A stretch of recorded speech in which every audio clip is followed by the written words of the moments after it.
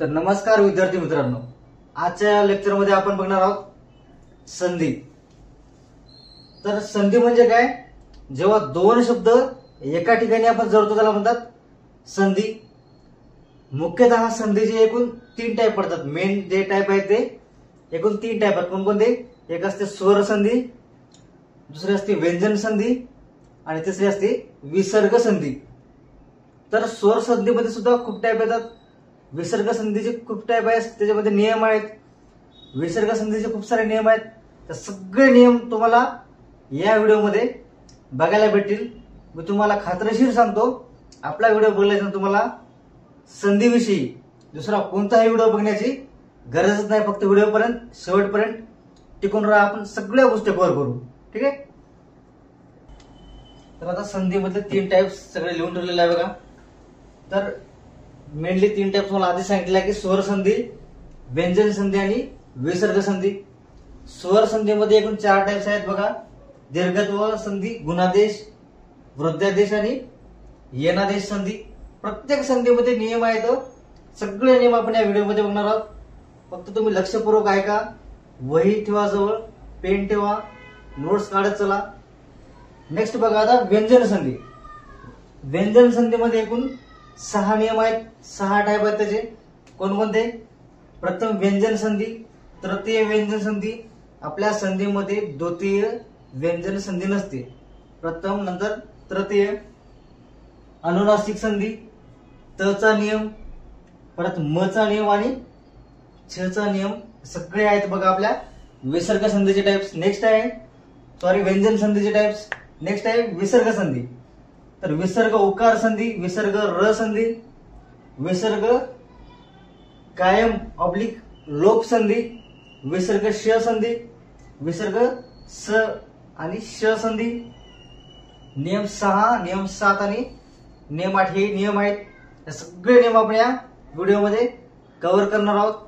शेवटपर्यंत टिकून राहा, तुमचा एकही प्रश्न जाणार नाही ह्याची मी खात्री घेतो। तर हे बघा, आता स्वर संधी पहिला टाइप टाकलेला आहे मी। तर नावाप्रमाणेच आहे बघा, जेव्हा 2 स्वर लागोपाठ येतात त्याची जेव्हा संधी होते, त्याला जेव्हा आपण जोडतो त्याला म्हणतात स्वर संधी। तर पहिल्या शब्दातील शेवटचा स्वर व दुसऱ्या शब्दातील पहिला स्वर एकत्र येत असेल तर त्यास स्वर संधी असे म्हणतात। म्हणजे 2 शब्द असतात, पहिल्या शब्दाचा शेवटचा स्वर आणि दुसऱ्या शब्दाचा पहिला स्वर जर आपण एकत्र जोडला त्याला म्हणतो आपण स्वर संधी। तर स्वर संधीमध्ये पहिला आपण क्लासिफिकेशन मध्ये टाइप बघितलेच आहे की पहिला आहे दीर्घत्व संधी। तर दीर्घत्व संधी म्हणजे काय? ऱ्हस्व किंवा दीर्घ स्वरापुढे ऱ्हस्व स्वर म्हणजे काय? आता अ आणि आ आहे, तर अ हे आहे ऱ्हस्व स्वर आणि याचा दीर्घ स्वर आहे आ। तसंच ई आहे, लहान ई आपलं आहे ऱ्हस्व आणि मोठी ई आहे दीर्घ। तसंच ऊच्या बद्दल आहे, उकळीचं जे आपलं जे आहे ते ऱ्हस्व आहे आणि ऊ जे उसाचं आहे ते दीर्घ आहे। तसंच ए एडक्याचं जे आहे ते ऱ्हस्व आहे आणि ए आयरनीचं जे आहे ते दीर्घ स्वर आहे। तर हे सगळे नियम आपल्याला बघायचे आहेत की अ पुढे आ आला तर काय होणार आहे शब्द, आ पुढे जर अ आला तर काय होणार आहे, लहान आई पुढे मोठा ई आला तर काय होणार आहे, ऊ पुढे मोठा ऊ आला तर काय होणार आहे। सगळे टाइप तुम्हाला या व्हिडिओमध्ये कळणार आहेत। तर शेवटपर्यंत व्हिडिओ बघा, नोट्स बनवत चला, जेणेकरून तुम्हाला सगळ्या गोष्टी लक्षात येतील, ठीक आहे। ऱ्हस्व किंवा दीर्घ स्वरापुढे तो स्वर किंवा ऱ्हस्व किंवा दीर्घ आल्यास म्हणजेच 2 सजातीय स्वर लागोपाठ आल्यास त्या दोघांबद्दल एकच दीर्घ स्वर तयार होऊन संधी होते, त्यालाच दीर्घत्व संधी असे म्हणतात। म्हणण्याचा अर्थ काय याचा? ऱ्हस्व किंवा दीर्घ स्वर, इथे फॉर एक्झाम्पल सांगतो तुम्हाला मी। अ झाला ऱ्हस्व, अ पुढे जर अ च आलं तर काय होणार आहे, याचं आ होणार आहे। जेव्हा सजातीय स्वर लागोपाठ लागोपाठ आले असतील, त्याची जर संधी करायची असेल तर 2 ऱ्हस्व जर आले तर त्याचं होते दीर्घच होते, ठीक आहे। 2 ऱ्हस्व असे आले तर दीर्घ होते। अ पुढे आ जरी आला तरी दीर्घच होणार। आणि दीर्घ पुढे दीर्घ जरी आला तरी त्याचा जो बदल आहे ते दीर्घच होणार. हे असे आहे दीर्घत्व संधी. आपण सगळे एक्झाम्पल बघूया, ते एक एक एक्झाम्पल बघूया आता. तर आता दीर्घत्व संधीमध्ये बघितलं की आपण जेव्हा दोन सजातीय स्वर एकमेकांपुढे येतात तर नेमकं काय संधी होते, त्याचा दीर्घ स्वर आपण घेतो. तर सजातीय स्वर तुम्हाला सांगितलं की मी अ आणि आ आहे, ई आणि ई आहे, उ आणि उ आहे, ए आणि ए आहे, सगळे सजातीय स्वर आहेत. याच्यामध्ये ऱ्हस्व आणि दीर्घ दोन्ही पण आहेत. तर ऱ्हस्व आला त्याच्यासमोर दीर्घ आला किंवा दीर्घ आधी आला नंतर ऱ्हस्व आला किंवा दोन्ही दीर्घच आले, तर त्यावेळेस आपण जे स्वर घेतो तो संधीसाठी आपण दीर्घ स्वर घेत असतो. ठीक आहे. तर पहिलं बघा, जर अ पुढे जर अ आलं तर काय होणार, अ जे आहे ते ऱ्हस्व आहे, ऱ्हस्व पुढे ऱ्हस्व आलं तर दीर्घ स्वर. प्रत्येक टेस्ट मध्ये फक्त दीर्घच स्वर होणार होतो. तर ऱ्हस्व पुढे ऱ्हस्व आलं तर दीर्घ होणार, म्हणजे अ पुढे जर अ आला तर त्याचा शब्द हा आ मध्ये होणार, म्हणजेच त्याला काना लागणार. ठीक आहे. आ जे आहे ते कानासाठी येते, तुम्हाला माहित आहे. तर आता बघू एक्झाम्पल द्वारे. आपण पहिलं एक्झाम्पल बघा, सूर्य प्लस अस्त. ठीक आहे. सूर्य पहिल्या शब्दाचा तो शेवटचा वर्ण आहे, त्याचं प्रोनाउन्सिएशन उच्चार काय व्हायला, सूर्य. म्हणजेच काय, इथं अ आहे लपलेलं, प्लस समोर अ आहे, तर अ प्लस अ बरोबर आ सांगितल्यावर मी आ होणार आहे. तर मग याचं सॉल्व कसं करायचं, याला सूर्य प्लस अस्त, सुला सु तसंच या अच आणि या अच म्हणून होणार आहे आ, आणि ते आपल्या ये ला लागणार आहे. आ आपण लिहत नाही, त्याच्या ऐवजी आपण काना लिहित असतो, त्यामुळे इथं काना येईल आणि राहिलेला जो वर्ण आहे तो जशाच तसा येईल इथे. तर आपलं होणारा जो शब्द आहे तो सूर्यास्त हा बनेल. नेक्स्ट असं एक्झाम्पल बघूया, पर आणि अर्थ. तर पर र अ यायला तिथं, इथं पण सेम आहे, अ प्लस समोरचं अ काय होणार आहे आ, म्हणजेच दीर्घ स्वर आपण घेतो. एक्झाम्पल बघूया, प ला प जसाच तसं, र ला र जसाच तसं, र चा अ आणि हा समोरचा अ म्हणून काय होणार आहे आ होणार आहे. म्हणजेच आ म्हणजेच काय काना देतो आपण. तर प रा आणि थरार्थ तसंच, तर परार्थ. कळलं का तुम्हाला मित्रांनो? अगदी सोप्या पद्धतीने सांगितलेलं आहे. असेच आपण सगळे टाईप बघूया. फक्त तुम्ही व्हिडिओ शेवटपर्यंत बघा आणि नोटबुक घेऊन बघा, नोट्स काढा, मग तुम्हाला सगळ्या गोष्टी व्यवस्थितपणे लक्षात येईल. नेक्स्ट बघू जर आपण आता ऱ्हस्व पुढे ऱ्हस्व आला तर दीर्घ होणार बघितला आपण. आता नेक्स्ट बघू, जर ऱ्हस्व पुढे जर दीर्घ आला तर काय होते, सेम दीर्घच होणार आहे. तर याचे एक्झाम्पल बघू आपण. तर फर्स्ट आहे बघा, जन प्लस आदेश. आतापर्यंत इथं समोर अ आला होता, इथं पण अ आला होता, इथं आलेला आहे आ आलेला आहे. यांचं पण कन्व्हर्जन सेम होणार आहे. आपण ऱ्हस्वच घेणार आहोत. तर जन न ला न समोर अ आहे, न उच्चार करते वेळेस कसं होत आहे, अ चा उच्चार होतोय. अ प्लस आदेश मधला आ बरोबर काय होणार आहे, दीर्घ स्वर म्हणजेच आ होणार आहे. आपण एक्झाम्पल सोल्व करू. जला जसं तसं, न ला न तसंच सेम. अ प्लस आ म्हणजे ज्या न ला काना लागेल, आधी सांगितलं तुम्हाला मी. आ म्हणजेच काय काना, तर न ला काना लागला जना, बाकीच्या जशाच तसं. तर एकंदरीत आपला शब्द तयार झालाय जनादेश. कळलं का तुम्हाला मित्रांनो? नेक्स्ट सेम एक्झाम्पल बघूया, देव प्लस आलय. तर व म्हणजेच काय अ, व म्हणजेच तिथं अ आहे, अ आणि आच आलयचं आ, अ प्लस आ म्हणजेच काय आ होणार आहे. सेम वरचं एक्झाम्पल वनी देव सेम आ होणार आहे, म्हणजेच कान लागणार आहे.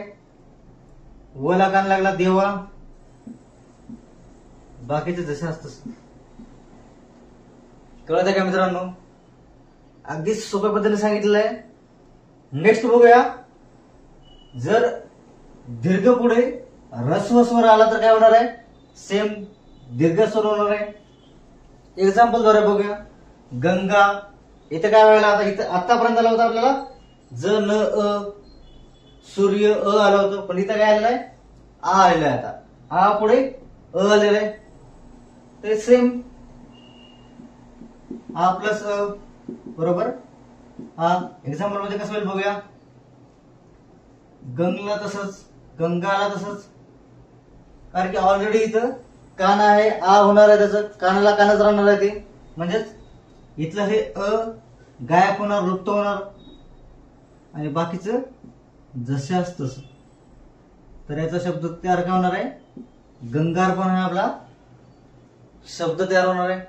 खालचं एक्झाम्पल बघू, सेम तसंच आहे. परीक्षा प्लस आरती, सेम इथं आ आलेला आहे, प्लस अ बरोबर आ होणार आहे याचं. परीक्षाला तसंच परीक्षा, आणि या कानाचं आच आणि ह्या अच आ तयार होणार आहे, म्हणजेच कान लागणार आहे. ऑलरेडी तिथं कान आहे, त्याच्यामुळं आपल्याला गरज नाही द्यायची. बाकी सेम तसंच. परीक्षार्थी,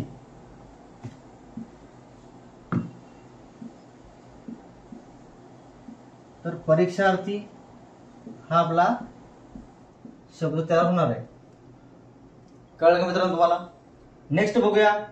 जर आता इथं दीर्घ पुढे दीर्घ स्वर आलेला आहे, आ पुढे आ आलेला आहे, तर महिला म्हणजेच काय आ प्लस आ, याचा पण आपल्याला सेम आच होणार आहे, त्याचं कानच लागणार आहे. सेम मग महिलाश्रम असा होईल शब्द.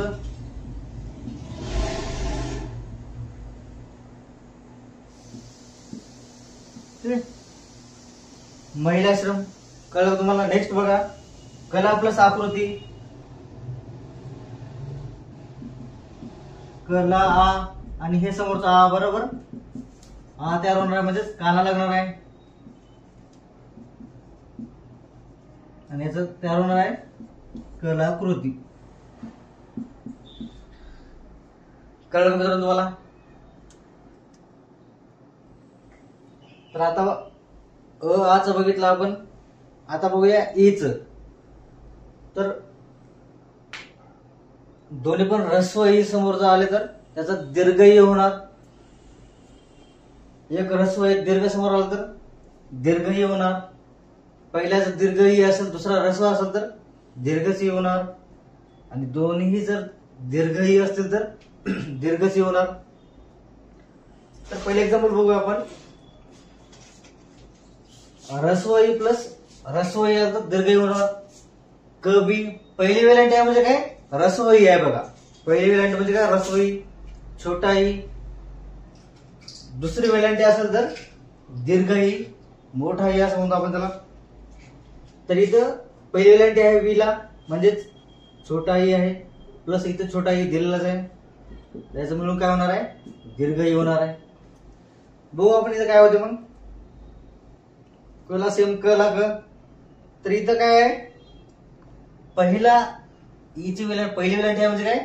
ऱ्हस्व ई आहे, आणि इथं काय होणार आहे? आता याचं कन्व्हर्जन दीर्घ ई मध्ये होणार आहे, म्हणजेच वीला जी वेलांटी आहे ती आता पहिली वेलांटी नसून दुसरी वेलांटी होणार आहे. बाकी जसे असत तसं. कविच्छा. कळलं मित्रांनो? नेक्स्ट एक्झाम्पल सेम त्याच टाइपचा आहे.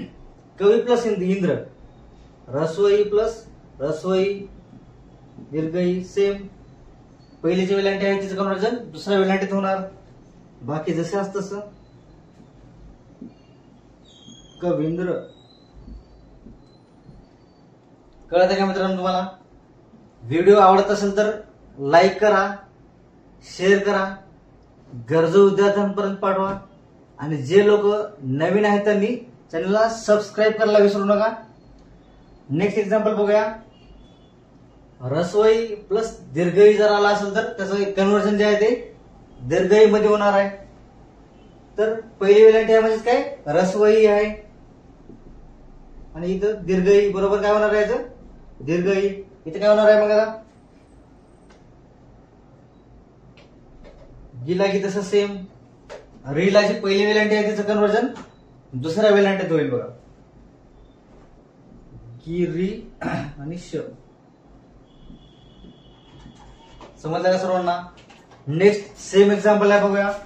प्रति प्लस इक्षा सेम प्रला प्र तला जी पहिली वेलांटी आहे ती दुसऱ्या वेलांटीत बदलेल आणि प्रतीक्षा हे असं नाव तयार होईल.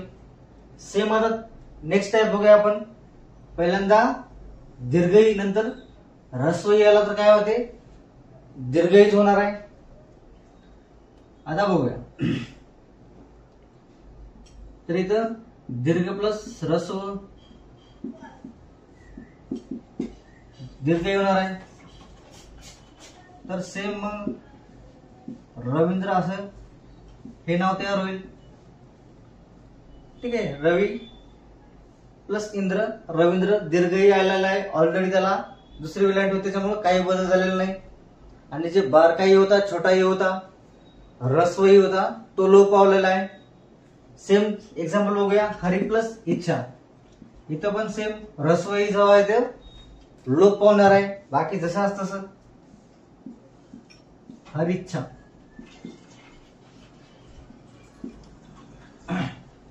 कळलं का मित्रांनो तुम्हाला.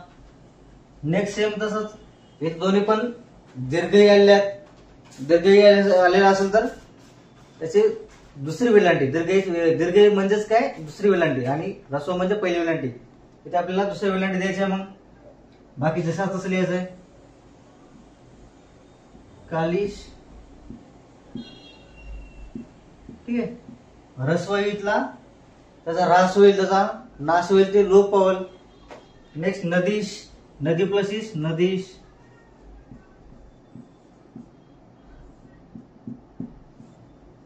कळलं का मित्रांनो. ठीक आहे. बाकी राहिलेले आता ऊचे एक्झाम्पल बघा. रस्व ऊ पुढे जर रस्व आलं तर दीर्घ ऊ. दीर्घ ऊ पुढे जर रस्व आलं तरी पण दीर्घ ऊ आणि दीर्घ प्लस दीर्घ ऊ जर आलं तर आपण दीर्घच ऊ घेतो म्हणजेच दुसराच उकार देतो आपण. ठीक आहे. तर बघूया एक्झाम्पल द्वारे. तर फर्स्ट आहे भानू प्लस उदय. इथं पहिला उकार म्हणजेच काय रस्व ऊ प्लस उदय च ऊ म्हणजेच रस्व ऊ. याचं होणार आहे आपलं दीर्घ ऊ म्हणजेच काय हे ऊसाचं. ठीक आहे. तर भानू प्लस उदय भाला बा जशाच तसं नला न जशाच तसं पहिला जो उकार होता तो दुसऱ्या उकारामध्ये कन्वर्ट करायचा फक्त आपल्याला भानू. बाकीचं जशाच तसं आणि हा जो आहे तो लोप पावेल तो बाकीचं जशाच तसं भानुदय. कळलं तुम्हाला. पहिल्या उकाराचं कन्वर्जन दुसऱ्या उकारामध्ये करायचं म्हणजेच लहान्या ऊचं कन्वर्जन आपल्याला मोठ्या ऊ मध्ये करायचं आहे म्हणजेच दीर्घ ऊ मध्ये करायचं आहे. हे झालं भानुदय पहिलं एक्झाम्पल. दुसरं एक्झाम्पल सेम आहे. सेम बघूया आपण. पहिला ऊ आपल्याला काय करायचंय दुसरा ऊ करायचा आहे. ठीक आहे. पहिला उकार आहे रला इथे आपल्याला फक्त इथं दुसरा उकार करायचा बाकी काहीच नाही. गुरु बाकी जसं जशाच तसं गुरुपदेश. कळलं का मित्रांनो तुम्हाला. नेक्स्ट बघूया आता. इथे काय दुसरा उकार दुसरा ऊ सेम ठेवायचा आपल्याला दुसरा ऊ आणि ह्याचा आपल्याला लोप करायचा बाकी काहीच नाही. वधू कर्ष.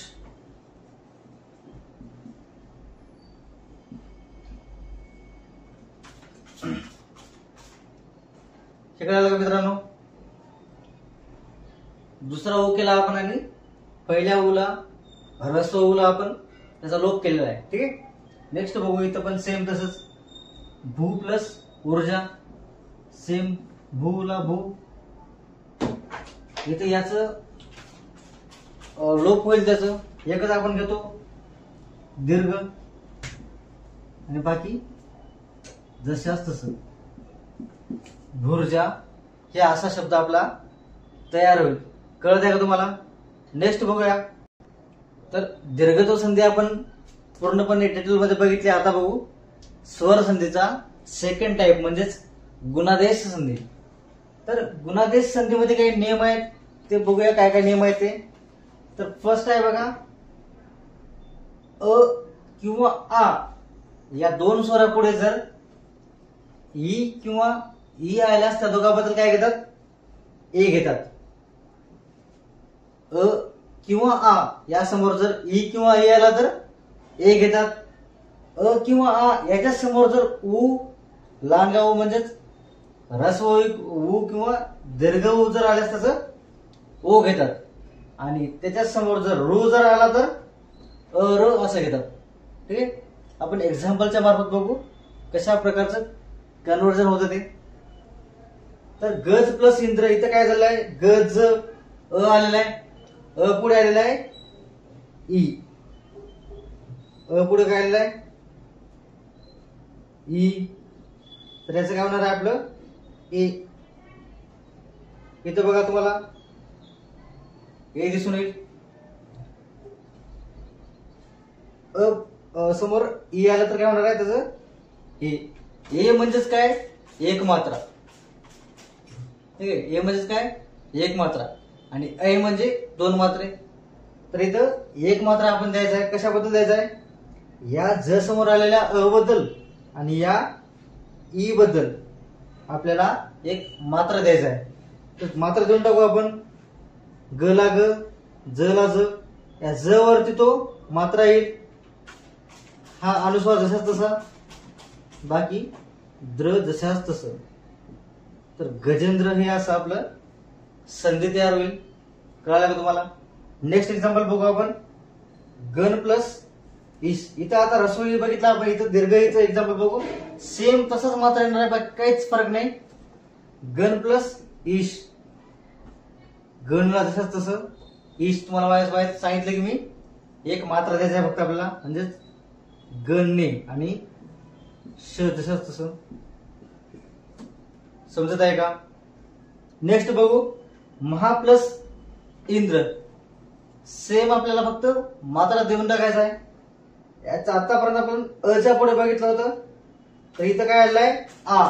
महा आलेला आहे इथं. तर आ पुढे ई आपण बघितलं आहे की तिथं ए होते. अ किंवा आ याच्या पुढे जर ई किंवा आला तर ए हे होते, म्हणजेच आपण त्याला एक मात्रा देतो. इथं पण सेम करूया आपण. महा प्लस इंद्रचं काय होईल? महेंद्र होईल.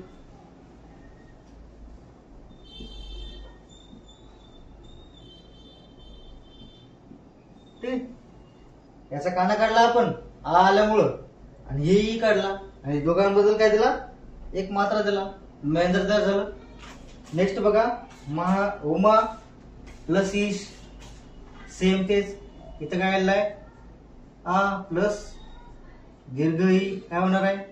ए म्हणजे काय? एक मात्रा.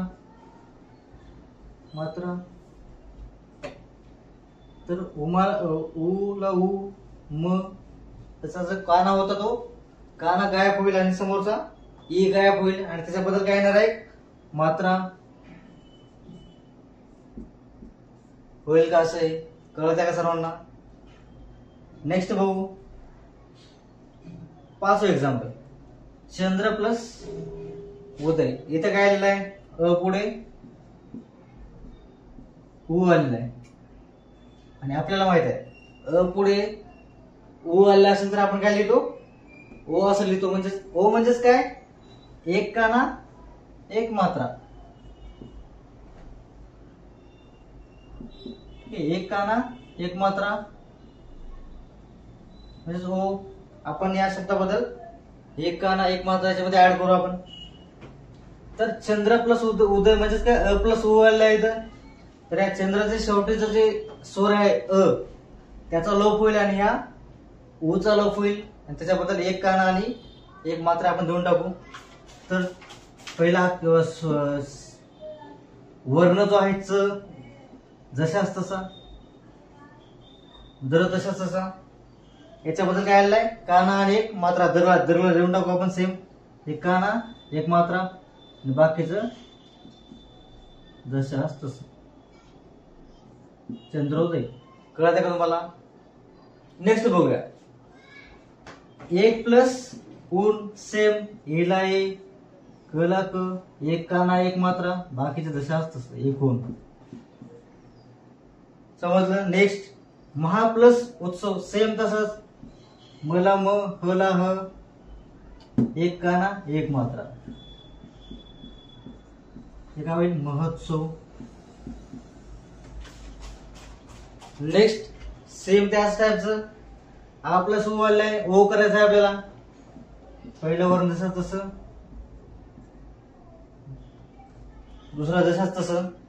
ह्या कानाबद्दल आणि ह्या ओ बद्दल आपल्याला एक काना एक मात्रा म्हणजेच ओ मध्ये त्याचं कन्वर्जन करायचं आहे.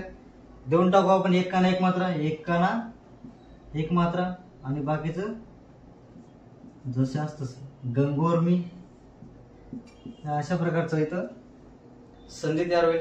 नेक्स्ट बघू आपल्या लास्ट आता.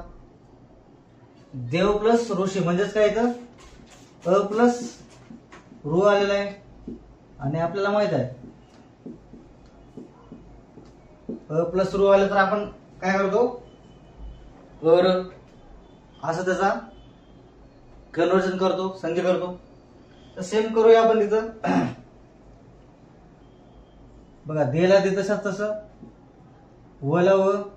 अच्छा वचा अ गायब करूया आणि आपण हे रू गायब करूया, कारण याच्या दोघांबद्दलच आपल्याला अर घ्यायचा म्हणून रू पण गायब होईल. मग आता देवर्षी. देवर्षीला आपण कशा पद्धतीने लिहितो, अशा पद्धतीने आपण देवर्षी मध्ये र टाकतो रफाराच्या माध्यमातून. कळालं इथपर्यंत? नेक्स्ट लास्ट आहे बघूया. महा प्लस ऋषी म्हणजेच काय आ प्लस रू काय होणार आहे अर. कन्वर्जन सेम तसंच होणार आहे. मग हे काना गेला याचा आचा, ठीक आहे. म ह आणि रफाराच्या मार्फत आपल्याला र ऍड करायचं आहे. होऊन जाईल ते नाव महर्षी. इथपर्यंत कळलं का सर्वांना? नेक्स्ट टाइप बघूया. तर हे बघूया आता. तर तिसरा जो नियम आहे तो आहे वृद्धादेश संधी. तिसरा टाइप आहे. यामध्ये बघूया काय काय दिलेलं आहे, नियम काय दिलेला आहे ते.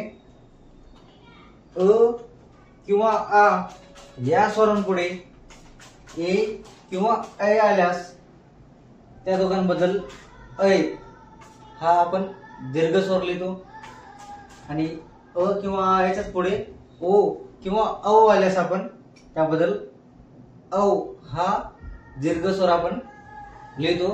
तर एक्झाम्पलच्या मार्फत बघूया कशा प्रकारे आपण त्याची संधी करू शकतो. तर एक प्लस एक इथे काय आलेलं आहे, एक म्हणजे अ प्लस ए. ए एडक्याचा लहान आहे, रसवय आलेला आहे. याला काय घ्यायचं आपण दीर्घ ए. दीर्घ ए तुम्हाला सांगितलं पहिल्या एक्झाम्पल मध्ये की ऱ्हस्व ए म्हणजे काय एक मात्रा आणि दीर्घ ए म्हणजे काय दोन मात्रे आपण त्या शब्दावर द्यायच्या. तर याचे एक प्लस एक मधलं काय होईल, या क च्या नंतरचा अ जे येणार त्याचा लोप होईल आणि ह्या ए चा लोप होईल आणि याच्याबद्दल आपल्याला दोन मात्रे द्यायच्यात, ठीक आहे. असे दोन मात्रे. तर ए ला ए, क ला क आणि याच्यावर असे आपण दोन मात्रे देऊन टाकू एक एक. कळलं का तुम्हाला? नेक्स्ट बघूया. जन प्लस एक. इथं काय दिलं आहे अ प्लस ऐरणीच दीर्घ ए दिलेलं आहे. इथं सेम दीर्घ ए होईल याचं म्हणजेच काय दोन मात्रे लिहून टाकू आपण. ज ला ज, न ला न दोन मात्रे आणि के जनैक्य. कळलं का तुम्हाला? नेक्स्ट बघू. प्रजा प्लस ऐक्य. प्रला प्र. आता इथं जा म्हणजेच काय आ याचा लोप होईल म्हणजे हा काना जाईल इथं. आणि हा ए जाईल आणि या दोघांच्या ऐवजी 2 मात्रा लिहू आपण, म्हणजेच काय प्रोजेक्टिव्ह. नेक्स्ट बघू जल प्लस ओघ. इथं दुसरा नियम आला बघा. आता आपला हा ओ आलाय म्हणजे आपल्याला काय घ्यायचं आहे, अव घ्यायचा आहे. म्हणजेच एक काना आणि 2 मात्रे. अव म्हणजे काय, एक काना आणि असे 2 मात्रे, त्याला म्हणतो आपण अव. हे करायचं आपल्याला. जलला जल, त्याला एक काना 2 मात्रे, बाकी जसं असतं जलोघ. नेक्स्ट बघू गंगा प्लस ओघ. याचा पण आपल्याला एक काना 2 मात्रे द्यायच्यात.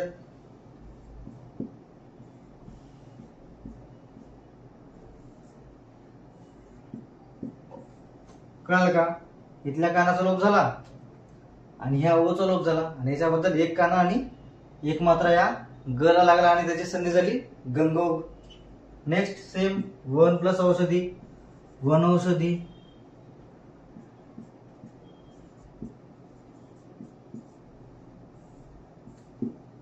नेक्स्ट महा प्लस औदार्य,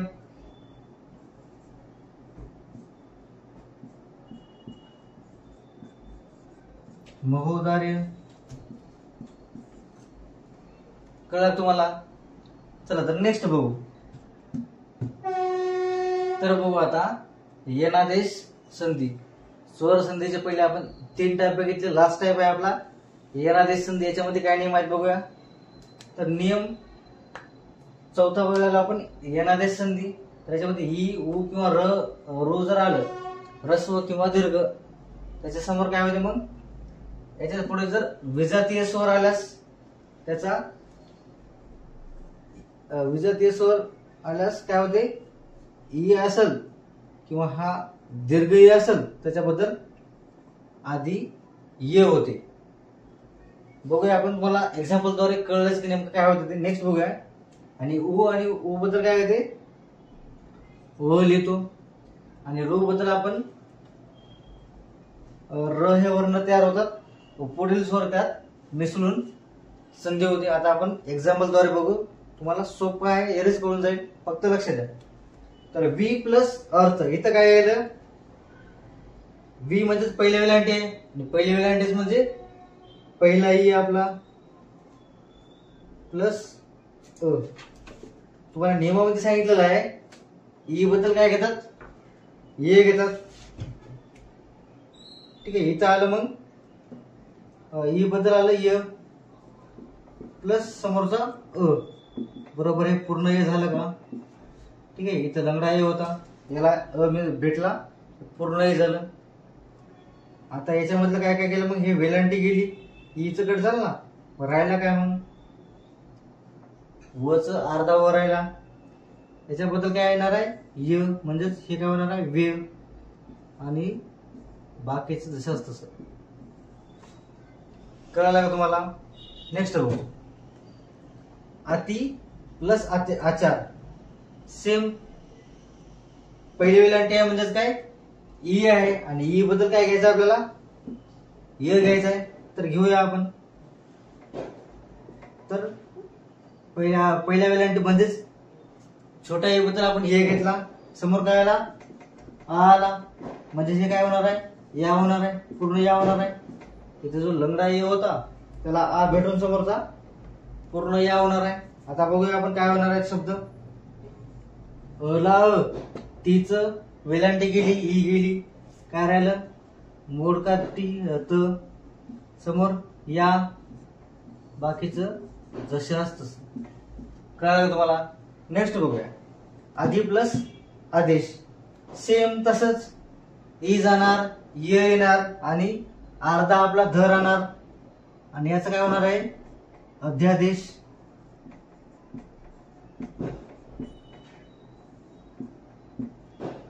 सेम प्रति प्लस एकच. पहिले वेलांटी जाणार, तिथं ये येणार, प्रला प्र, त अर्धा राहणार. ये म्हणजेच काय एक मात्रा आहे, ये म्हणजे याच्यावर एक मात्रा येईल प्रत्येक.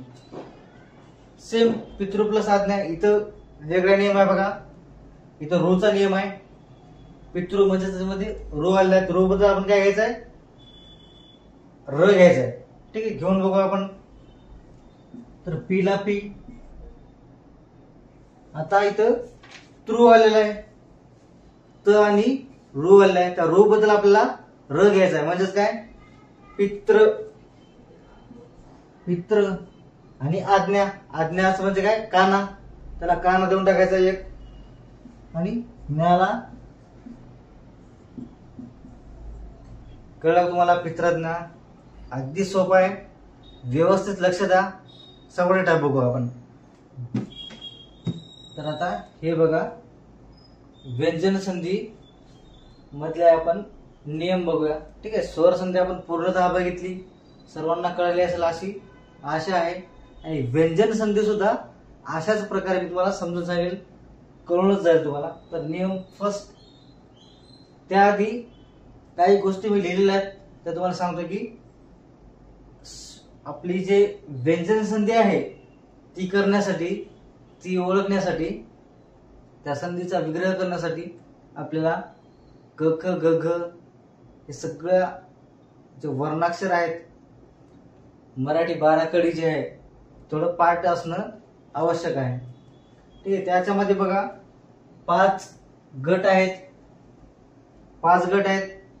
क चा गट, ख चा, हे गट आणि असे वर्ग आहेत. क चा वर्ग, च चा वर्ग, ट चा वर्ग, त चा वर्ग आणि प चा वर्ग. त्याच्यामध्ये प्रथम गट, द्वितीय गट, तृतीय गट, हा चतुर्थ अनुनासिक गट असा आहे. ठीक आहे, तर आपल्याला प्रथम व्यंजन संधीमध्ये काय करायचं आहे, अनुनासिक गट सोडून कोणताही जर वर्ण अलीकडल्या ठिकाणी जर आला असेल, पहिल्या पदाच्या शेवटी जर आला असेल, तर त्या ठिकाणी आपल्याला त्याच वर्गातलं पहिल्या प्रथम गटातलं पहिलं जे वर्ण आहे ते आपल्याला लिहायचं आहे. कसं, हे बघा, जसं पहिलं एक्झाम्पल मी लिहिलं की विपद अधिक काल. मी तुम्हाला सांगितलं पहिल्या शब्दातला शेवटचा वर्ण काय आहे, द आहे. तर आपण बघू द कुठं आहे. तर द इथं आहे, मला दिसलाय द इथं. ठीक आहे, द आहे आपल्या तृतीय गटात आणि आपल्याला करायचं आहे प्रथम व्यंजन संधी. ज्याही गटातला वर्ण आला असेल तर त्या गटातला आपल्याला त्याच वर्गातला आपल्याला पहिला जो वर्ण आहे तो आपल्याला लिहून टाकायचा, बस. आता बघू विपदकालचं काय होणार आहे. मग वी ला वी, प ला प, द च्या ठिकाणी आपल्याला मी तुम्हाला सांगितलं की त लिहायचं आहे. ठीक आहे, तर मग अर्ध त, बाकी जशाच तसं. कळलं तुम्हाला. नेक्स्ट एक्झाम्पल बघू. नेक्स्ट बघा, वाक प्लस प्रचार. क कुठं आलेला आहे, तर हे बघा क आता इथं प्रथम गटातच आलेलं आहे. पहिल्या एक्झाम्पल मधला आपलं तृतीय गटातला शब्द होता, तृतीय गटातला वर्ण होता. आपण त्याच वर्गातला पहिला वर्ण घेतला. तर इथं आता प्रथम गटातला चाललेला आहे, त्याच्यामुळे आपल्याला काहीच घ्यायची गरज नाही.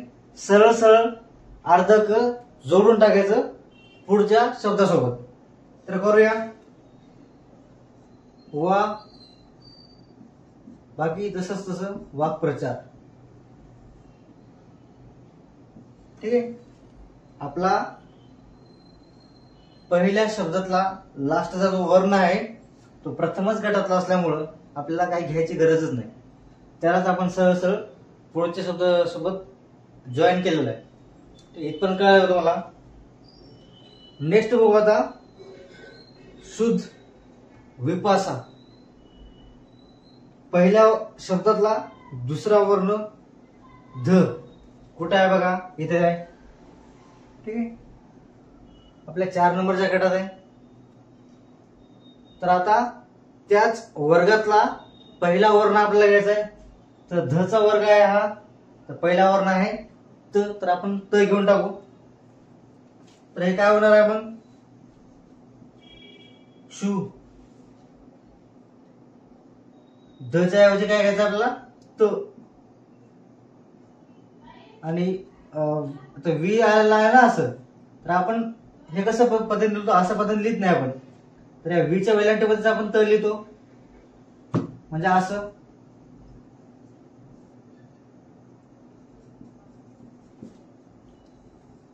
तर अशा पद्धतीनं श्रुतविपासा हे आपलं शब्द तयार होईल.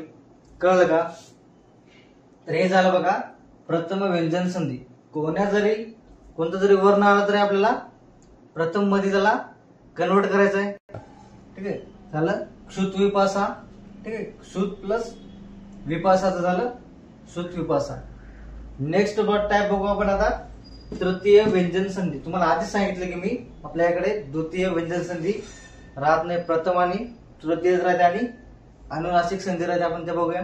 तर आता बघूया आपण तृतीय व्यंजन संधी. तर प्रथम मध्ये काय केलं आपण, इकडे कोणतं जरी आलं तरी आपण प्रथम मधला वर्ण घेतला. आता काय करायचं, तृतीय मध्ये इकडलं कोणतं जरी वर्ण आलं तरी आपण तृतीय गटातला वर्ण घेऊन टाकायचा. बघूया एक्झाम्पलच्या मार्फत. पहिला आहे सत आचार. त कोण्या वर्गात आलेला आहे, तर हा झाला त चा वर्ग. आणि गट कोणता आहे, पहिला गट आहे. ठीक आहे, म्हणजे प्रथम गट आहे. तर आपल्याला तृतीय गटामधलं याच वर्गातलं वर्ण घ्यायचं आहे. मग कोणता आहे, द आहे. तर आपण द घेऊन टाकू. सत आचारला आपण त च्या ऐवजी द घेऊन टाकू. काय होणार आहे मग, सज प्लस आचार. आचारचं काना लागला याला, झालं बघा सदाचार. कळाला का तुम्हाला? नेक्स्ट एक्झाम्पल बघू. नेक्स्ट आहे दिक प्लस अंबर. क कुठं आहे, प्रथम गटात क आहे. सांगितलं तुम्हाला की तृतीय गटातला आपल्याला वर्ण निवडायचं आहे. याच वर्गातलं कोणतं आहे, मग तृतीय मधलं ग आहे, लिहून टाकू. दिला दी.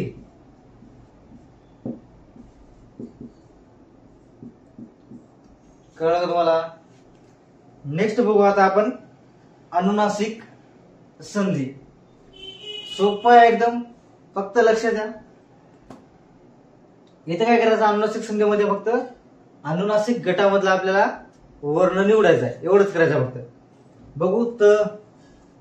त आलाय सत प्लस मती. त आलाय, तर त चा वर्ग आहे हा. तर त च्या वर्गामधलं अनुनासिक गट कोणता आहे, तर हे न आहे ना. त च्या वर्गातलं अनुनासिक गट आहे तर न आहे. आणि अनुनासिक संधीमध्ये आपल्याला अनुनासिक वर्ण निवडायचा आहे. निवडू आपण. सला स, अर्ध त आलाय. ठीक आहे, अनुनासिक वर्ण जो आहे तो पण आपण अर्धाच घेऊ. सन, बाकीचे तसं तसं. हे झालं सन्मती. कळलं का तुम्हाला? नेक्स्ट बघू आपण. इथे आहे बघा षट प्लस मुख. ट जे आलेला आहे पहिल्या गटामध्ये हा वर्ग आहे ट चा. त्याच ट च्या गटामधलं अनुनासिक वर्ण कोणता आहे, न बाणेचं न आहे, लिहून टाकू आपण.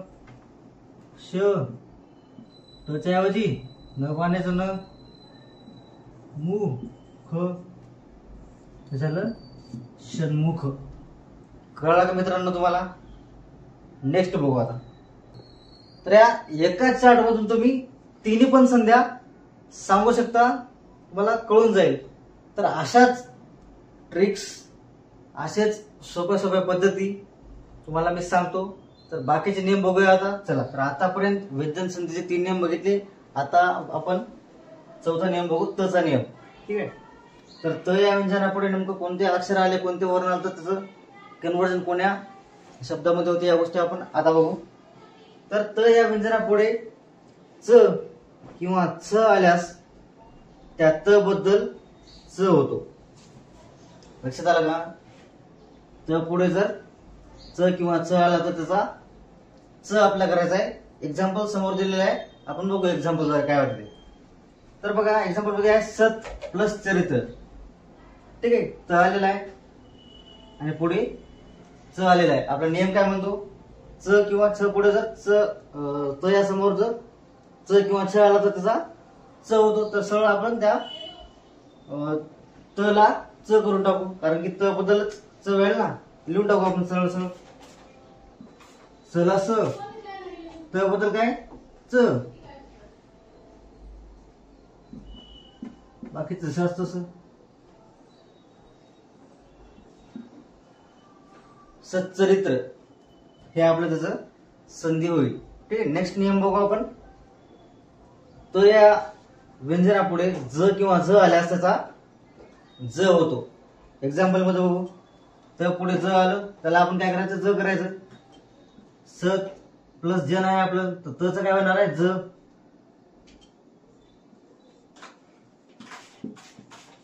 पुढील ज जसा तसा आपला शब्द काय होणार आहे सज्जन. ठीक आहे.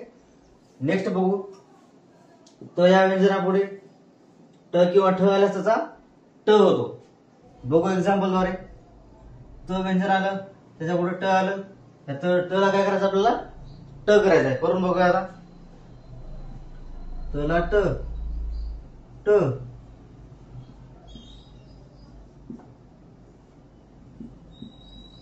ठीक आहे. टीकाला टीका, तर टीका. कळालं तुम्हाला. व्हिडिओ कळत असेल तर मित्रांनो लाईक करायला विसरू नका आणि गरजू विद्यार्थ्यांपर्यंत व्हिडिओ पोहोचवा.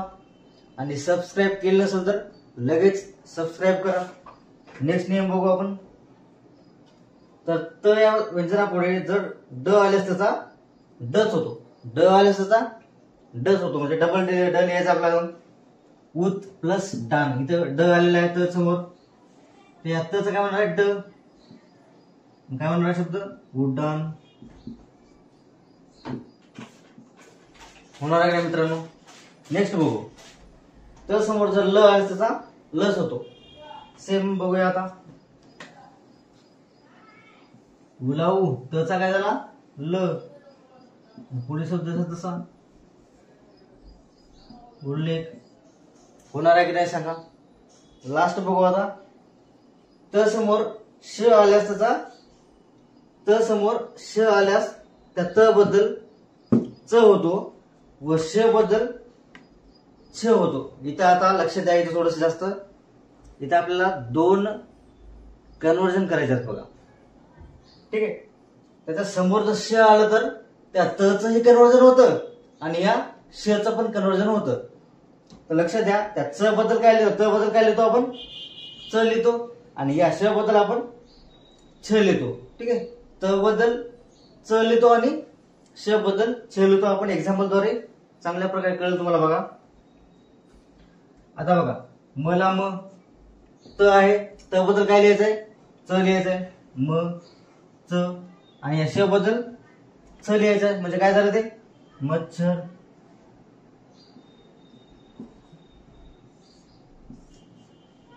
कळलं का मित्रांनो. नेक्स्ट बघू आता. तर पाचवा नियम आहे आता आपला म चा. नियम 5 म चा नियम. म पुढे आला तर काय होते बघूया आता. म या व्यंजनापुढे स्वर आला तर तो मागील म मध्ये मिसळून जातो. हे झाला याचा नियम. आता आपण एक्झाम्पल द्वारे तुम्हाला सांगतो कसं होतं ते. तर म पुढे काय झाला, आ हे स्वर आला, आ हे स्वर आहे ना, स्वर आला तर मग काय व्हायला त्याचं, तर मागील म मध्ये मिसळून जातो. याचा अर्थ काय, हा जो आ आहे ह्या पाठीमागच्या म मध्ये मिसळून जातो. म्हणजे काय, आता हे लंगडा म आहे, त्याला अ जर भेटला तर ते पूर्ण म होते. आणि हा आचा काना चालला त्याला जर लागला तर काना, हा आचा काना आपल्या मला लागतो. तर काय होणार आहे मग ते सम प्लस आचा तर सला स म पूर्ण आणि हा काना इथे लागेल म्हणजे सम. आणि बाकीचं जसं तसं समाचार. दुसरा नियम बघू. व्यंजन आल्यास म बद्दल मागील अक्षरावर अनुस्वार येतो. ठीक आहे. वरचं होतं स्वर आल्यास काय होते, खालचा नियम आहे व्यंजन आल्यास नेमकं काय होते, तर व्यंजन आल्यास म बद्दल मागील अक्षरावर अनुस्वार येतो म्हणजेच शीर्षबिंदू येतो. तर बघू कसं होतं ते सला स. ठीक आहे. आता म बद्दल काय होणार आहे इथं शीर्षबिंदू म्हणजेच अनुस्वार येणार आहे, म्हणजे म लिहायचं नाही आपल्याला. ठीक आहे. तर मग मागील शब्दावर काय येणार आहे अनुस्वार येणार आहे. कशा प्रकारे स ला स, म च्या मागील शब्दावर, म च्या मागचा शब्द कोणता, स, स वर काय येणार आहे, अनुस्वार आहे, आणि बाकीचं जसं असतं.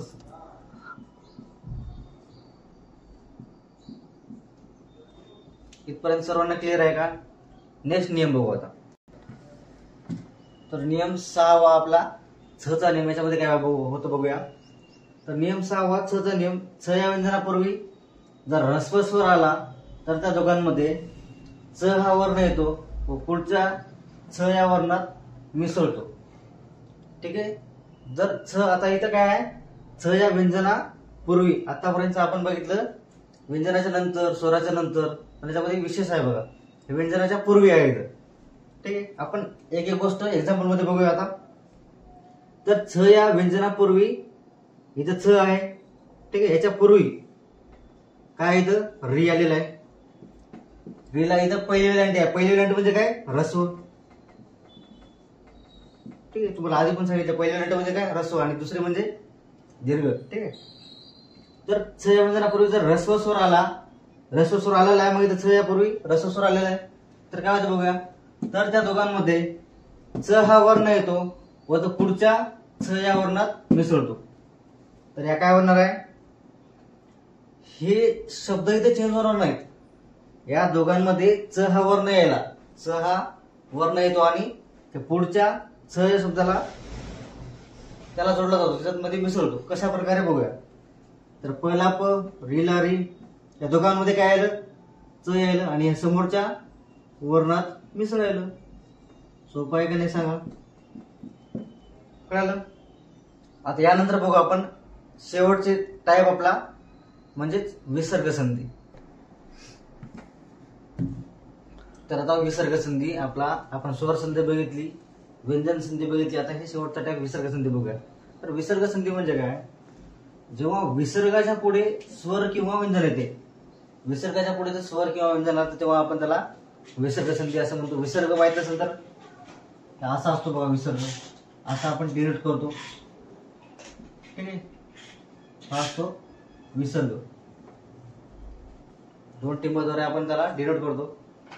तर याच्या पुढे जेव्हा व्यंजन किंवा स्वर येते तेव्हा नेमकं काय कन्वर्जन होतात या गोष्टी आपण आज बघूया. तर बघा, नियम, याचा पहिला नियम, विसर्ग संधीचा पहिला नियम. तर विसर्ग उकार संधी त्याला म्हणतात. त्याच्यामध्ये काय होते, विसर्गाच्या मागे अ हा स्वर असून पुढे मृदू व्यंजन आल्यास, लक्ष बघा, लक्ष द्या, विसर्गाच्या मागे अ हा स्वर, विसर्ग आहे इथं, मागे न आहे, न म्हणजे काय, न अ आहे स्वर तिथं. तर विसर्गाच्या मागे अ हा स्वर आल्यास आणि पुढे मृदू व्यंजन आल्यास, मृदू व्यंजन म्हणजे काय, मृदू व्यंजन म्हणजे असे व्यंजन ज्यांचा उच्चार करते वेळेस आपण आपला जो जिभेला, जो आपल्या कंठाला जास्त स्पर्श होत नाही. ठीक आहे. पूर्णतः स्पर्श होत नाही, पार्शियली स्पर्श होणं म्हणजे काय, मृदू व्यंजन. आपण एक्झाम्पल दिलेले आहेत बघा, जसं की ग, ग म्हणा बरं, ग, त्याला तुम्ही क म्हणा. क, क जर म्हणलं तर पूर्णतः कंठाला आपली जीभ लागते, पण ग, ग च्या म्हणते वेळेस लागत नाही, घ म्हणते वेळेस लागत नाही. तर ज्या वर्णाचा उच्चार करते वेळेस आपला स्पर्श पार्शली होतो, फुल्ली होत नाही, कंठाला, जिभेला, आपल्या दाताला, त्याला म्हणतात मृदू व्यंजन. तर त्याच्या समोर मृदू व्यंजन आल्यास विसर्गाचा ओ होतो. हे बघा, थोडस लक्षात द्यायचं असतं. तर काय सांगितलं आम्ही, विसर्गाच्या मागे अ आलं तर आणि विसर्गाच्या समोर मृदू व्यंजन आलं तर काय व्हायला, या विसर्गाचा ओ व्हायला, इथपर्यंत आलो आपण, व मागील अ मध्ये मिसळून त्याचा ओ होतो, यालाच विसर्ग उकार संधी असे म्हणतात. ठीक आहे. विसर्गाचा ओ व्हायला, विसर्गाचा ओ व्हायला आणि मागे अ आहे नाही तर त्या अ मध्ये उ मिसळून काय व्हायला, याचा व्हायला ओ. म्हणजे अल्टिमेटली आपल्याला शेवटी काय लिहावं लागणार आहे, ओ लिहावं लागणार आहे. ओ म्हणजे काय, एक काना, एक मात्र. ठीक. तर समजून घ्या. व्हिडिओ समजलं नसेल तर रिव्हर्स घ्या, परत परत बघा, तुम्हाला लगेच समजून जाईल. बघा, तर सॉल्व्ह करू आता. मला म, नला न, इथे काय व्हायला आता, विसर्गाचा ओ व्हायला आणि अ मध्ये बसून त्याचा ओ व्हायला, आपण डायरेक्ट ओ लिहू. म्हणजे ओ म्हणजेच काय, एक काना एक मात्रा, एक काना एक मात्रा, बाकीचे जसंच तसं. हे झालं मनोरथ. समजलं का तुम्हाला? नेक्स्ट बघा, मन अधिक गत, सेम तसंच मला म, न मध्ये एक काना एक मात्रा, बाकीचे जसंच तसं. झालं मनोगत. हे झालं आपला विसर्ग संधीचा नियम पहिला. दुसरा नियम बघू आता. तर नियम 2. नियम 2 मध्ये काय सांगितलंय, विसर्ग र संधीच यालाच म्हणतात नियम 2 ला. याच्यामध्ये काय, विसर्गाच्या मागे अ आणि आ शिवाय इतर कोणताही स्वर असून पुढे मृदू वर्ण आल्यास विसर्गाचा र होऊन संधी होते. ठीक आहे. पहिल्या नियमामध्ये होतं अ समोर काय आलं तर चेंजेस काय होतात ते होतं. याच्यामध्ये अ आणि आ हे एक्सेप्शन आहेत. या दोघांपैकी कोणताही वर्ण स्वर आला त्यांच्या पुढे मृदू जर वर्ण आला तर त्याचं कन्वर्जन कशामध्ये होते, र मध्ये होते. तुम्हाला मृदू वर्ण म्हणजे काय त्याचे एक्झाम्पल्स तुम्हाला दिले आहेत, त्याला तुम्ही पाठ करा, लक्ष ठेवा. आता बघू, इथे आहे नी आणि अंतर. आपला नियम काय म्हणते, जो विसर्ग आहे विसर्गाच्या आधी अशा कोणताही स्वर असून पुढे वर्ण आल्यास विसर्गाचा र होणार आहे. विसर्गाच्या आधी कोणता स्वर आहे, पहिली वेलांटी आहे म्हणजे काय, ई आहे. इथं अ आणि आ सोडून आहे ना, ई आहे ना, मग काय होणार आहे, विसर्गाचा मग र तयार होणार.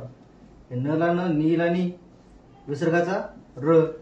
अंतर अ याच्यामध्ये मिसळतो, टिंब वर येतो, बाकी तर जसंच तसं. झालं निरंतर. नेक्स्ट बघू आता, नी प्लस गुण. ठीक आहे. पहिले वेलांटी आहे म्हणजेच काय, ई आहे. मग या विसर्गाचं काय होणार, र होणार. बघू कशा पद्धतीने होते. नीला नी. आता इथं आपण नी र गुण असं लिहित नाही, त्याला रफार मध्ये लिहितो आपण, त्याच पद्धतीने लिहायचं हे पण.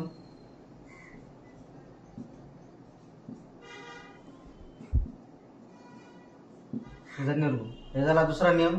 चला तिसरा नियम बघूया. आता हे बघूया आपण नियम 3.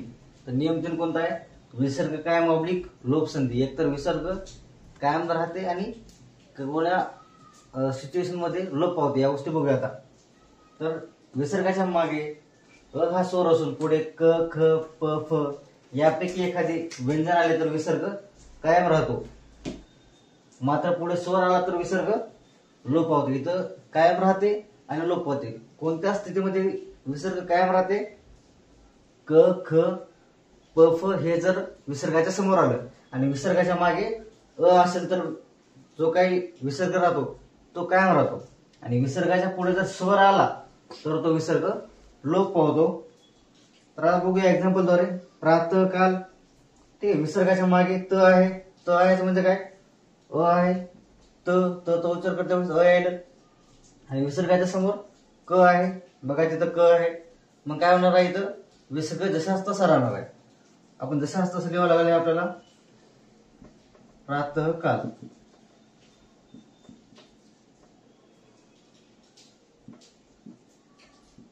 हे कळालं का? नेक्स्ट बघू, इथं उत्तर. आता इथं बघूया आपण. विसर्गाच्या मागे त आहे म्हणजेच अ आहे आणि समोर काय इथं उ आहे.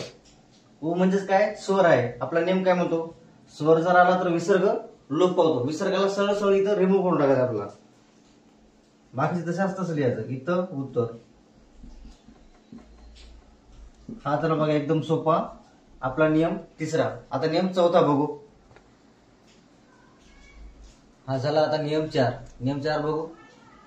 तर नियम 4 काय म्हणतो आपण, विसर्ग श संधी नियम 4 लाच म्हणतात. त्याच्यामध्ये काय असते, विसर्गाच्या मागे ई किंवा उ. ई म्हणजे काय, एकतर पहिली वेलांटी येणार आहे किंवा उ म्हणजे पहिला उकार येणार आहे असून पुढे क ख प फ यापैकी कोणताही वर्ण आल्यास विसर्गाचा श होतो. ठीक आहे. विसर्गाला काय करायचं आपल्याला, चेंज करून श करायचा आहे. तर इथं बघा, विसर्ग आहे. विसर्गाच्या आधी पहिली वेलांटी म्हणजेच ई आलेला आहे. ई आलेलं आहे. आणि पुढे काय आलेलं आहे, प आलेला आहे. आपला नियम काय म्हणतो मग, विसर्गाचा श करून टाकायचा. आपल्याला नियम आपल्याला निष्पाप करायचा आहे.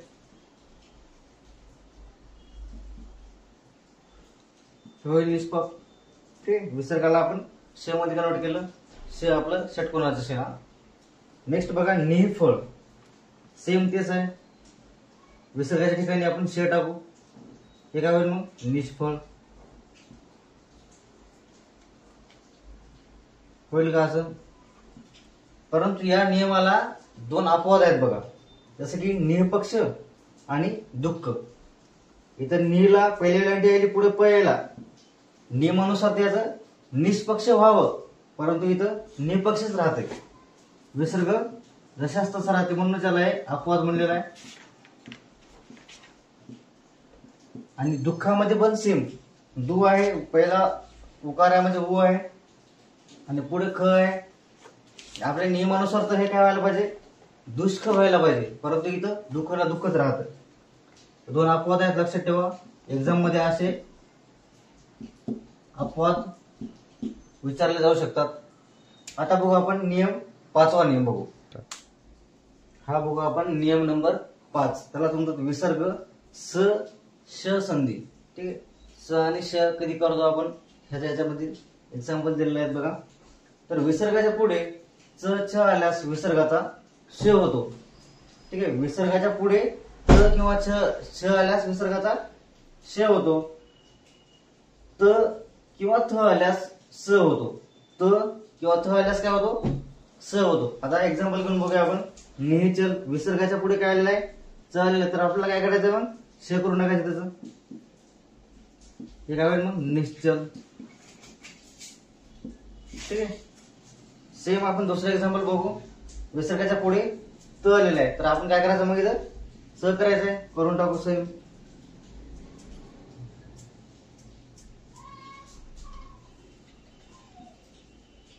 मनस्ताप.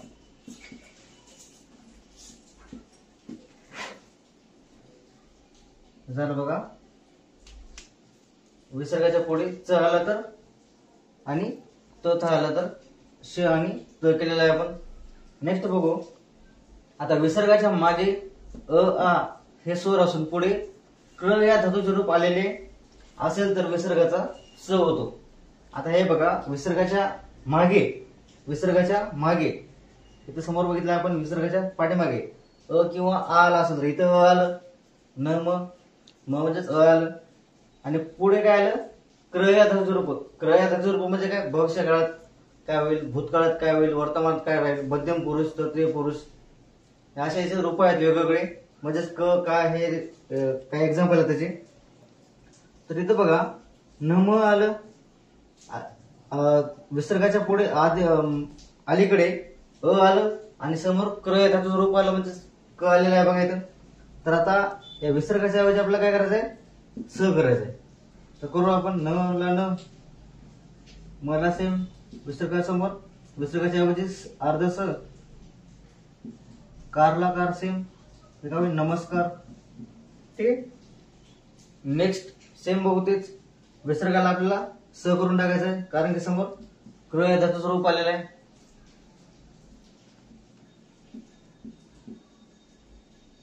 तर हे पुरस्कृत होईल बघायचं. पूरला पूर, स, बाकी सेम तसंच. आता बघूया आपण नियम 6वा. ठीक आहे, तर आता बघू आपण 6वा आणि लगेच 7वा पण नियम याच्यामध्येच बघू आपण. ठीक आहे, तर 6वा नियम काय म्हणतो आपल्याला, पहिल्या पदाच्या शेवटी स येऊन त्याच्या पुढे कोणतेही व्यंजन आल्यास त्या स चा विसर्ग होतो. ठीक आहे, पहिल्या पदाच्या शेवटी, पहिलं पद आहे आणि याचा शेवटचा अक्षर आहे, तर स आल्यास याचा काय होतो, आणि समोरच्या पदामध्ये कोणतंही व्यंजन हो. ठीक आहे, पहिल्या पदाच्या शेवटी स आल्यास आणि दुसऱ्या पदाच्या पहिले जे वर्ण आहे तर कोणतंही व्यंजन जर असेल तर त्याचा काय होतो मग, आपल्याला विसर्ग होतो या स चा. करू मग आता. मनला मन, स बद्दल काय होतो, विसर्ग. बाकी देशात तसं.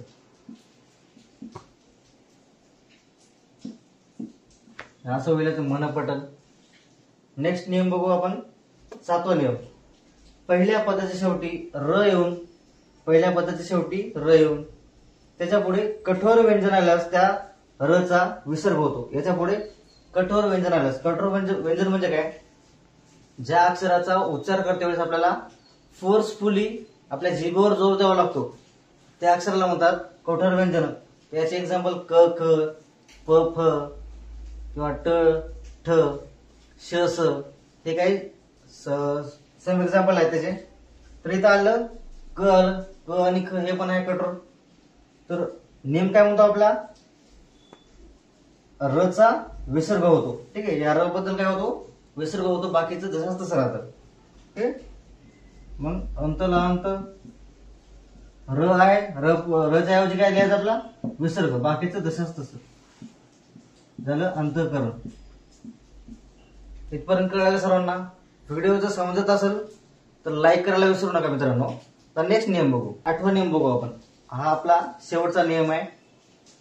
बघा काय म्हणतो हा नियम, पदाच्या शेवटी येणारा र च्या मागे अ हा स्वर असून पुढे मृदू वर्ण आल्यास, र च्या मागे अ हा स्वर आहे ना, न म्हणजेच अ स्वर आहे तिथं, आणि पुढे काय मृदू वर्ण आहे. मृदू वर्ण म्हणजे काय तुम्हाला आधी सांगितलं मी. तर आल्यास र तसाच राहून त्याची संधी होते, र तसाच जसाच तसा राहतो. ठीक आहे, ठीक आहे. आता बघू काय होतं इथं.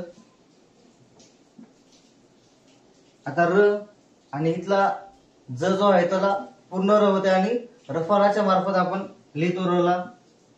अशा पद्धतीनं हे होते पुनर्जन्म. ठीक आहे, सेम बघू आपण नेक्स्ट एक्झाम्पल. र आलेला आहे, र च्या आधी त म्हणजेच काय अ हा स्वर आलेला आहे आणि पुढे जे आहे ते स्वर आलेला आहे. काय होणार आहे मग इथं, र तसाच ठेवायचा आपल्याला. अंत रंग. ठीक आहे, हा जो लंगडा र आहे अ मध्ये जाऊन पूर्ण र होतो. ठीक आहे, आणि अनुस्वारला अनुस्वार त्याचप्रमाणे. आता हे सगळे नियम सांगितले बघा तुम्हाला मी. कोणत्याही एक्झाम मध्ये, कोणतीही कॉम्पिटेटिव्ह एक्झाम असू द्या, ज्यामध्ये संधी जर येत असेल तर हेच नियम त्याच्यामध्ये लागू होतील. तुम्हाला एक्झाम मध्ये आपल्या कसं असते, आपल्याला टाइम भेटत नाही बघा. ठीक आहे, परंतु तुम्ही आता सगळे मी जे नियम सांगितले ते नियम व्यवस्थित पाठ करा, अधिकाधिक एक्झाम्पल सॉल्व्ह करा, जेणेकरून तुमचं उत्तर काय सेकंदात तुम्हाला आलं पाहिजे. असं केल्यानं काय होईल, तुम्हाला दुसऱ्या प्रश्नांना टॅकल करण्यासाठी वेळ भेटेल. तर एवढे सगळे नियम सांगितले बघा. व्हिडिओ जर आवडला असेल तर लाईक करा, गरजू विद्यार्थ्यांना शेअर करा, चॅनलवर नवीन असेल तर सबस्क्राईब करा. आणि तुमच्यासाठी काही मी एक्झाम्पल्स देतो बघा. आता एक्झाम्पल्स तुम्ही मला सांगा, त्याचं मला आन्सर सांगा. ठीक आहे, तर हे काय बघा तुमच्यासाठी सरावासाठी मी एक्झाम्पल दिलेले आहेत. तर याचे एक्झाम्पल मला कमेंट बॉक्समध्ये नक्की कळवा. कुठं जरी काही डाऊट असेल ते पण तुम्ही कमेंट बॉक्समध्ये मला सांगू शकता.